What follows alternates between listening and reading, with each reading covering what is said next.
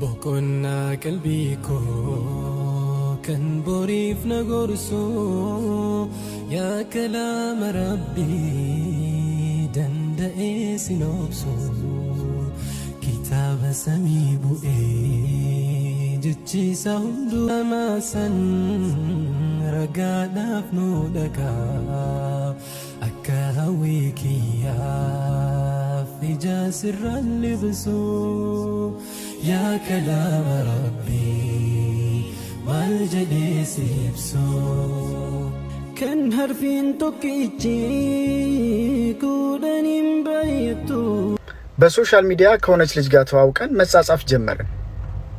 ከዛ ቦሌ መድኃኒዓለም እንደምትኖር ነገረችኝ። የት ነው የምትኖረው አለችኝ። አሜሪካ ነው የምኖረው ምናምን አልኳት። ወደድኩ አለች። ወደደችኝ፣ ውድድድ አደረገችኝ፣ አፈቀረችኝ። ፍቅሬን መሸከም አቃታት፣ ተንገዳገደች። እኔም ወደድኳት በእውነቱ። ችግሩ ምንድነው? ወጋኝ፣ ቆረጠኝ፣ ፈለጠኝ ምናምን ታበዛለች እና እንደዛ እያለች ደግሞ ገንዘብ ትፈልጣለች። ዋዛ አይደለችም። እና አንድ ቀን ምርር ብሎኝ ምንድነው ያንቺ ወገብ ሁሉ የሚወጋው ድንበር ነው እንዴ ምናምን ብያት፣ እንግዲህ አንተ ደግሞ ያደለው ቤትና መኪና ይገዛለታል አንተ 50 እና 60 ሺህ ብር ላኩ ብለህ ታካብዳለህ እንዴ አለችኝ። እንዳትበሳጭብኝ ብዬ ስለምወዳት ዝም አልኩ። እሻው ምን ይሻላል ምናምን ስላት፣ አይ በቃ የሆነ ማስታገሻ ፔንኪለር ነገር ከወሰድኩ ይተወኛል አለች። ስንት ልላክ ስል 50 ሺህ በቃል አለች። ለማስታገሻ ምናምን ስላት፣ እኛ እኮ የምናስታግሰው ውጠን አይደለም ጠጥተን ነው አለች። ምን እንደሚጠጡ አላቅም። ደስ ይበላት ብዬ ላኩኝ። ቅዳሜ ቀን ነው። ብደውል አታነሳም። ስልኳ አይነሳም ጭራሽ። የሆነ ሰዓት ላይ ጭራሽ ዘጋችሁ። አይ ተኝታ ቢሆን ነው ምናምን አልኩኝ። ጠዋት ላይ ደወለች። ውዴ እንደሌላው ጊዜ ብዙም አልደወልክም 37 ሚስ ኮል ብቻ ነው ያገኘሁት ምናምን አለች። እውነቷን ነው። ብዙም አልጨቀጨኳት። ከዛ ምን ሆነሽ ነው ምናምን እኔ ማር ምናምን ስላት፣ አይ ተኝቼ ነበር አለች። እንደገመትኩት ነው እንዳልኩት ነው፣ ተኝታ ነው።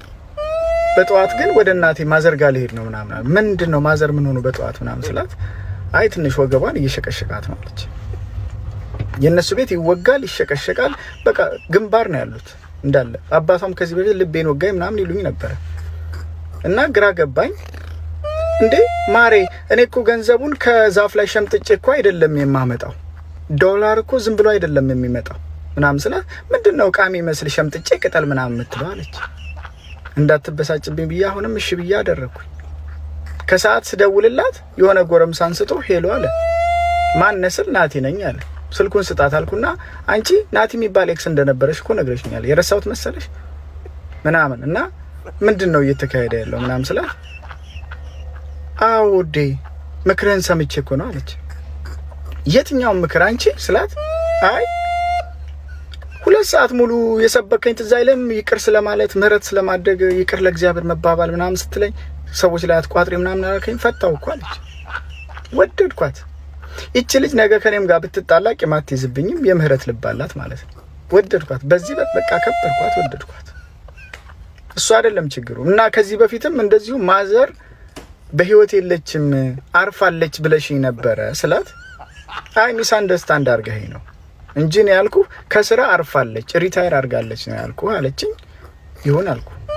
ታዲያ ይሄ ናቲስ ተብየው በሊቢያ አርጎ ሜክሲኮ ገባላልሽኝ ነበር እንዴ ስላ፣ ኖ እንደሱ አይደለም ያልኩ፣ ሊበላ አርጎ ሄደ ሜክሲኮ ነው እንጂ ያልኩ፣ እዚህ ሜክሲኮ ሄደ እንጂ ያልኩ እኔ እንደ በሊቢያ አርጎ አላልኩም አለች። ለካል ተረዳኋት። አሁን ደግሞ ይባስ ብላ ለ10 ለ15 ቀን ከአምላኬ ጋር ከፈጣሪዬ ጋር ምክክር ላረግ ስለሆነ ስልኬ ላይ ሰራልህ ይችላል አለችኝ። ጥሩ ሐሳብ ነው። ግን ምንድነው እኔን ማካተት ምክክር ምንድነው?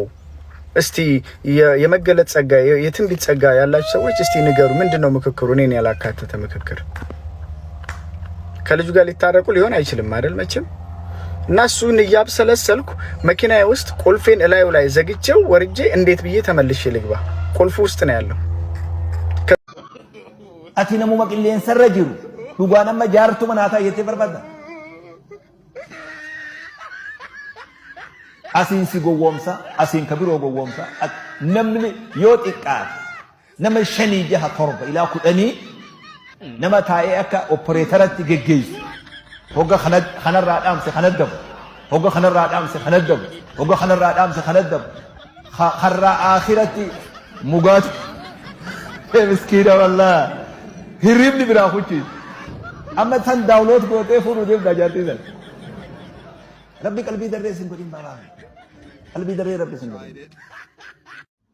Miskiina wallahi jedhe Sheek Amiin Ibro wallahi dubbiin isaanii sun amma hojiirra oolee jira jechuudha. Miskiina wallahi waa malee hin jenne bara. Miskiina wallahi. Wallahi hedduu tokko kolfaan nama jisalli wanni miidiyaa jechuudha. Akkasuma namoonni qilleensarraa nama janajjananii. Egaa viidiyoo warra dhageeffanne kana waan inni dubbate mulu walumaan kan dhageeffanne jechuudha. Gara viidiyoon daqiiqaa 3ti dheeraadha viidiyoon. Kanaafi nama qilleensarraa nama miidiyaarraa osoo waan isaan beekin osoo zarii isaan beekin osoo ganda isaan beekin osoo maalummaa isaan beekin jaalallummaan irraa nama qabee fi jaalala keessa seenanii wididididdi aragachiinyina inni modderkoat jedhe ara waan osoo isiin beekin qilleensarraan jaalate isiin jaalala birriitii isa jaalatte malee jaalala isa jaalachuufi miti. Yeroo ammaa kana amma namni mee akkamitti wallaa nama dhiba. Mee namni fagoo jiru tokko namni biyya namaa jiru tokko haalli ittiin galee biyya ofii galee waan sallaalu yoo ittiin mijaa'een qilleensarraa taa'eetiin yoo nama jaalate biyya fagootirraa taa'e tarii namni dhugaan wal jaalatullee hin dhabamu. Biyaansi parsantii 100 keessaa 90 yoo dhugaan wal jaalate parsantii 100 keessaa 10 parsantii 100 keessaa 90 yoo kijibe parsantii 100 keessaa 10 immoo dhugaan wal jaalata jechuudha. Namoonni dhugaa wal jaalatu sun mee akkamitti haala kana wal amanuu danda'a? Baraan wal amantii nama amansiisu wajjin akkanaa kun nama amansiisu osoo namnummaan gaariillee hin jiraate osoo namnummaan dhugallee hin jiraate nama amansiisu wanni akkanaa kun akka namummaa amantee ati namummaayuu hin jaalanne qilleensarraa waan akkasiisan si godha. Kanaaf amma osoo namnummaan dhugaatu jiraate amanuun ni ulfaataa hedduu tokko ulfaataa.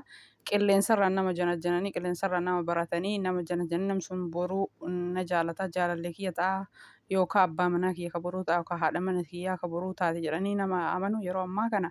Edaa dhiira bichaa miti ka dubartiirraa sobee waa ciratu dubartiilleen tapha ajaa'ibaatu jira. Kun akkanatti dhukkeenarraa kaaftee wayii wagabee qorraxany angatee wagabee jetti yoo birrii itti kenne immoo gara isheen garagalte dhabaa. Akkanan natti taphatti jedhetiniin himate ani diiyaaspooraa Ameerikaati isiin diiyaaspooraa biyya keessa ka namarraa waa mul'ucu godhu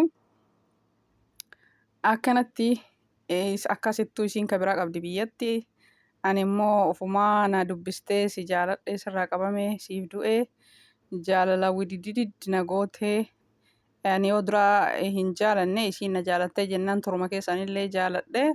Sanachi jaalalatti seennee jaalaluma hojii deemnee beeytan kaa saamunaa waa namarraa dhiqanii saamunaa garaa laafee mucucaata akkasuma namni waa namarraa fuudhullee akkasuma waan adda addaatiin saamunaa fakkaatee nama dhiqe namarraa waa fuudha jechuudha. Yeroo ammaa kana qilleensarra nama amanuun ulfaata. Isinitti haafu biyyuma galaati ijaazaa godhadhaati biyyuma galaa fuudhaa deebi'aa yookaan jaartii teessan. Biyyumarraa jaarsummaa ergadhaa waa hunda xumuradhaati jaartii keessan ofii fidadhaa malee kana badhee taa'anii janajjanuun biyyuma galanii tomaan kadhatanii laallatanii fuudhuudha. Yoo danda'an bakkuma jaartii nama jaalatan san biyyuma san dhaqanii laaluudha yookaan qilleensarraa janajjananii birriitti kennu walaa dhiira ala jiru walaa dubartii biyya alaa jirtu badhee nama amanuun baay'ee tokko ulfaata. Kanaaf Sheek Amiin Ibroo dhugama jedhee miskiina wallaa jaarsa qilleensarraa janajjananii fi jaartii qilleensarraa janajjananii boru bultiinaa ta'a jedhanii eeguun inni ulfaata osoo nama dhugallee taate amanamuun ni ulfaata. Warroota akkanaa kanatu amantii nama dhoorgaa warroota akkanaa kanatu nama dogongorsiisaa jechuudha. Haguma namarraa ciratanii dhukkee namarraa kaasanii akka namni lamuu hin dandamannetti waan namni silaa qabu nama harkaa fuudhanii 60,000 galchi maal kana kuni birqiidha kana jabaa gootaa namni makiina manaa namaa hin bitaa jettee yeroo hedduu akkas ta'a maharree ta'a jettee mul'ucnarraa goote jedhaa jira. Akkasii rabbiin alaabsu nama amanuun baay'ee tokko ni ulfaata isinitti haafu. Birriin teessan jaalallee keessan birri matanaaf bar ishilleen soyixee nama dhuftii birri matanaaf dhiirillee bilbila soqatee nama janajjanee bilcheesse Eegasii birrii san gaafa nama harkaa fuudhe bulook yookaan nama godhaa yookaan nama biraa sababataa turee gaafa birrii san fixe immoo hin dhufaa jechuudha. Kanaaf isinitti haa birrii teessan okkota keessa kaa'adhaatii biyya galaa fuudhaa yookaan bakkuma jirtan sanitti kallattiin nama san beeytanii kallattiin nama san argitanii namni sun sinii ta'e immoo sinii hin taane akkasii fuudhuu dandeettanii qilleensarraa hinumaan amanina gonkumaa. Maaliifi namuma nagaatu amanuun ni ulfaata. Nama nagaa mee haala kanaan akkamiin nama amana? Akkitti nama amanamtu dhabamee bara. Duniyamaaf nama jaalata malee namni jaalalaaf nama jaalataa jiru hin jiru yeroo ammaa kana. Rabbiin nama akkanallee namarraa haa qabu. Nama duniyaaf nama jaalatu. Nama duniyama bicharratti xiyyeeffatu jechuudha. Kuni gaafa ati duniyaa qabdu si jaalatanii sirraa ciratanii gaafa ati duniyaa dhabde immoo ka biraa soqatan jechuudha. Ka duniyaa qabu. Wanni akkanaa immoo wal miidhuu taati. Dubartiillee waan akkanaa kana jammarte jechuudha. Namni bakka amantii fixate duraan dhiira namni jedha. Amma dubartiilleen kun akkanatti dhukkee sanuu diyaaspoora Ameerikaa dhukkee irraa kaaste sanuu doolara akkana dhukkeen irraa kaaste jedhaa jira.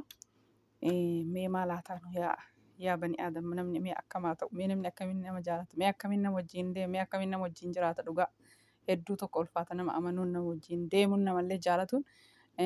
Yoo kana dhaganii namumaa jaaladhu naman gootu qalbiin kalaas namumaa dhiisii akkasumatti jedhaan birratti xiyyeeffata malee kun jaalarratti hin xiyyeeffatu.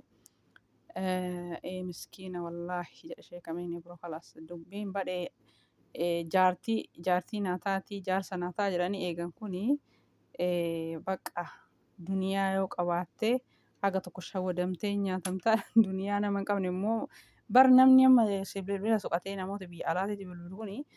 Biyya kamana namni kama biyyaa sanii ka wal beekan ka wal argan ka haala amala isaa beekan nama biyya namaa fagoo jiru kana mee maalii waan isaa beekan kana fakkaataa viidiyoon kiyya viidiyoo biraatti walitti turtii gaarii baay'ee.